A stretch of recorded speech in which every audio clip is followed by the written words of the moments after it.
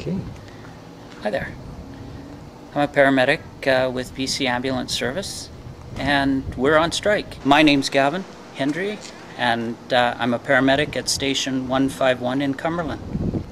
We've been on strike since April 1st, 2009.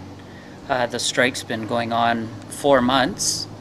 We haven't had much success with the provincial government or BC Ambulance Service to get a negotiated contract. They are reluctant to negotiate with us. We are now wearing our t-shirts that say that we're on strike,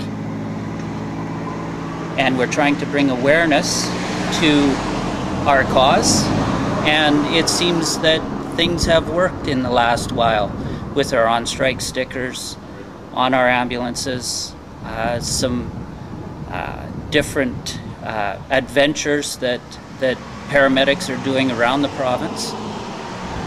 We appreciate the public support, and that's what we're looking for at this time, is support from the public to convince the provincial government and the BC Ambulance Service to negotiate with us and get back to the table and talk. Our call volumes have increased in our community in Cumberland. They've increased hugely. Our call volumes used to be in the 500 to 600 calls per year. We're up in the 2,000 call range. We still run 1 ambulance in Cumberland. Call volumes are increasing across the province, and staffing levels haven't increased accordingly. So BC Ambulance Service right now is running on overtime and mandatory overtime. People are having to increase their amount of shifts. Full-time employees are having to do mandatory overtime, and the provincial government just continues to expect people to do the mandatory overtime. So these particular paramedics are working their regular shifts and forced to come back to work overtime shifts. Hi, I'm Martin Metz. I'm a paramedic with the Courtenay Station. I'm filling in Cumberland today. So as a citizen, if I have an accident in my home now and dial 911, will I get service? Absolutely. As we are deemed an essential service, and therefore we are not allowed to strike as in withholding any services.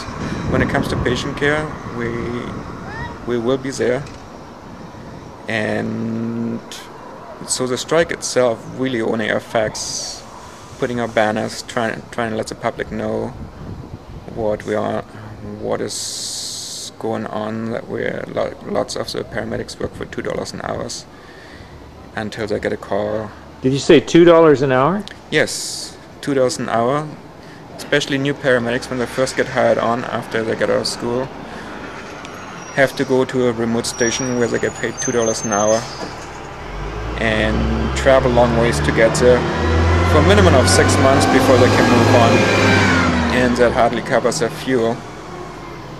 And also the same is for Courtenay, where they still have where at nights 2 cars and in the daytime 1 car is run on a pager, where the people are dedicated sitting on the pager for $2 an hour waiting in case a call comes in, which usually does. But that also makes the turnout time, the response time, a lot slower because people are responding from their home. And the strike is not just about getting a wage parity with other emergency services. It is also about making sure that the response times improves by having more paramedics working in the stations, so that the citizens of the communities are protected better by having a faster time for responding to an emergency call where time is important. So you've indicated you'd like the public to help by notifying their MLA and so on. What else can we do? Right now, we are on strike. of course, we have a website. It's called saveourparamedics.com, and you can go online there and you can send a letter to the Premier. There's other information. We need letters written to MLAs in the communities, and just to voice your concern that the provincial government and BC Ambulance Service is not negotiating, and we want to get to the table and we want to get a negotiated contract and get a settlement. So with the public support and the public's help, we can hopefully get that taken care of.